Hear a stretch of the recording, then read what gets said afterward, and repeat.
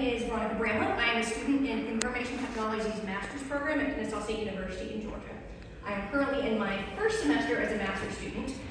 This research is based on my first literary research paper in my first Foundations in Information Technology course.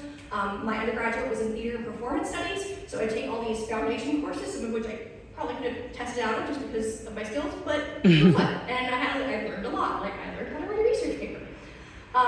So going into the actual presentation, there have been multiple studies done on what programming language is best to start with, and many have selected Python as the best programming language for beginners. One area that has not been studied widely is the learning of Python or coding in general by neurodivergent populations.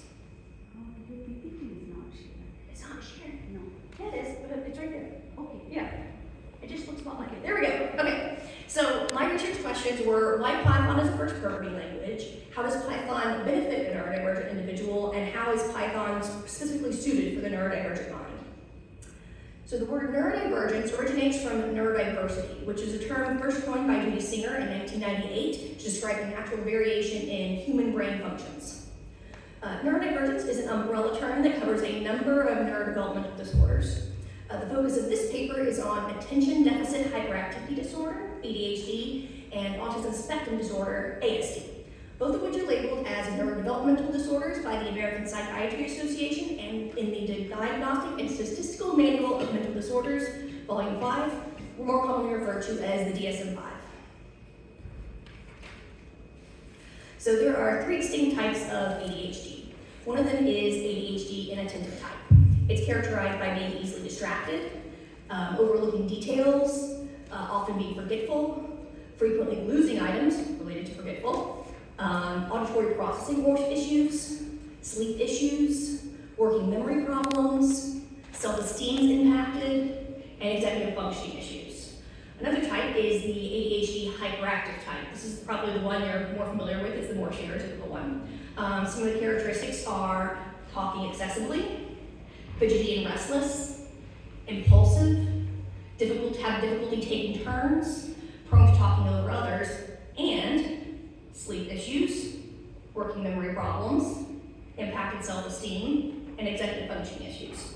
Those that are a little bit of both are classified as ADHD combined type.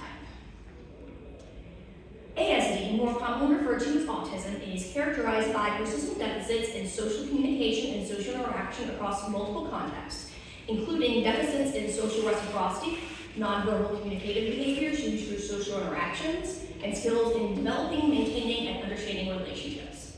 Autistic individuals typically display repetitive behavior, have a strict adherence to rules, are sensitive to sensory input, have difficulty with change, and often have a special interest. My clicker is not going all the way. Special interest they are interested, obsessive about throughout their entire lifetime. As the name implies, it is a spectrum, and there's a wide range of difficulties that affect those who are autistic in many different ways. A systematic review covered 99 estimates from 71 different studies that was published in 2022 showed a median of 1% prevalence of autism in the general population. However, the CDC reported 3.2% of children aged 8 years old have been identified as autistic as of 2005. Research has shown there is a strong overlap in people who are both ADHD and autistic called comorbidity. It's been suggested there is an average of 50 to 60% comorbidity with ADHD and autism. Commonalities include impaired communication, poor social relationships, and the inability to recognize social cues. A common label which individuals who are both ADHD and autistic use is ADHD. The combination of both can be a constant battle in the head of the individual, such as being easily overwhelmed, but also craving stimulation, needing a strict routine, but being unable to stick to it, wanting to develop a detailed plan, but struggling to follow through. So now we're going to get into the actual research. My first research question, which was Python as a first programming language. With a wide range of programming languages available today, a common question is which programming language is best suited for teaching programming fundamentals. My research shows that Python is well ahead of the others as the preferred first programming language. The Toby Index is an indicator of the popularity of programming languages. As of October, it puts Python in the #1 spot with a rating of 24.45. The #2 programming language is C with only a 9.29% rating. So the benefits of Python include easy to read code, clear and concise syntax, versatility of use, cross-platform compatibility, immediate feedback, and the large community.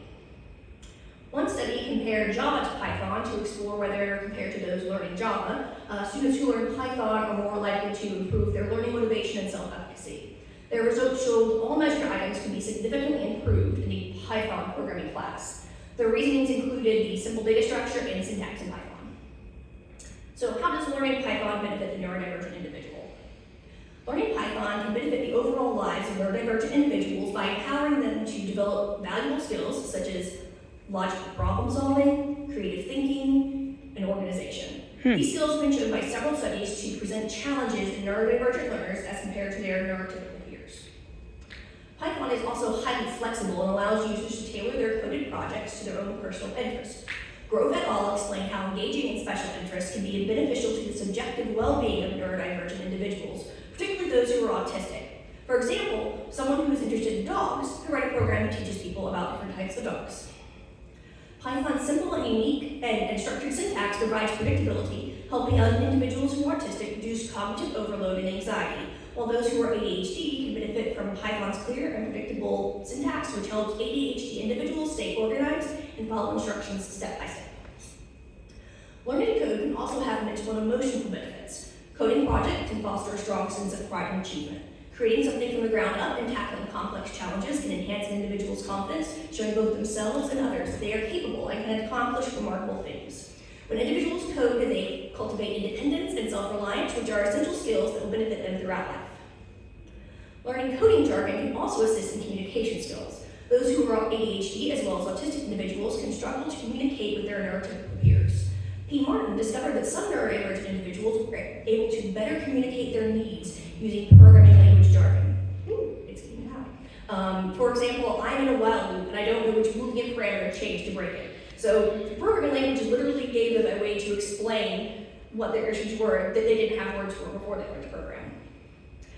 Beyond personal and emotional benefits, Python skills are highly marketable. As one of the most widely used programming languages, Python is valued in traditional employments. Learning Python may open career opportunities for neurodivergent learners that they have not had previously had access to due to differences in communication and work styles. So how is Python suited for their neurodivergent mind? The debugging process of Python keeps ADHD learners engaged with immediate feedback, which is needed for individuals with an ADHD brain. Python is often ideal for developing simple and practical applications that allows learners to see results quickly. ADHD learners can excel creatively by working on projects at a pace suited to the individual. Python's logical problem-solving process places the pattern recognition and attention to detail, which are strengths of those who are autistic. Many autistic learners may enjoy the creative aspect of coding with its limited sensory inputs, especially when it aligns with their specific interest or talent, such as creating a program that provides information on their special interests. Neurodivergent learners can also be beneficial in developing new code, as their minds tend to see new and unique ways to approach a problem. They're often drawn to data analysis, and autistic learners bring additional skills with their attention to detail. Both autistic and ADHD learners have a tendency towards perfectionism that can elevate overall quality. Overall, through a review of the literature available, it became clear that Python's unique attributes, including simplicity, readability, and structured environment, make it an effective tool for new coding learners. Understanding how programming languages like Python can support neurodivergent learners could influence real-world teaching strategies and even workplace accommodations. Thank you. Any questions? Any questions from audience? We have time for 2 questions. Hi, very interesting talk. Thank you so much. Yeah. Very interesting. So, I was wondering if you could tell us about how you think Python might be better than some of the other programming languages in meeting the expectations that, especially like the 3 bullet points you spelled out at the end. Is there any reason Python is doing those things better than other programming?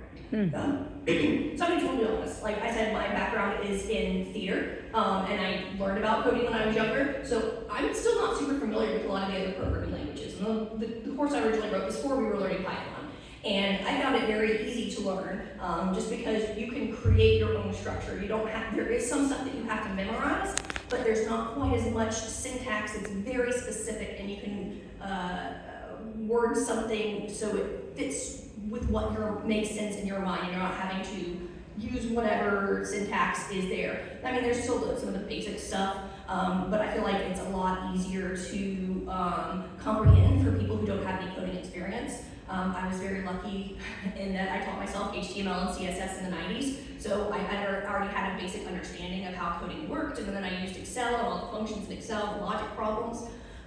So I had kind of an basic understanding of coding going into this, but I know a lot of the other people that were in my foundations class did not have that, and they struggled a lot. That was a great question. Any questions? That was a good question. And so, are you familiar with LabVIEW? I am not. I think that would be a good thing to compare with for neurodivergence because it's image-based coding. So what is Yeah, it I was called? learning Nerdy? about It's called Nerdy. there was LabVIEW. there was a poster outside earlier today that like started with the it starts with an S and it's very popular. Scratch. It was PyScratch, and they took the blocks of code that was just drag and drop, but then you could click further into it and see the code behind that. So you could then basically build a drag and drop, and from that framework you can modify it, and you still have to like actually type in the code. It wasn't a drag and drop completely. It just was like this block will do this thing. You wanted to do something similar? Okay, great. Write it out and change it. So that was one of the posters out there, and I found that really fascinating. But yes,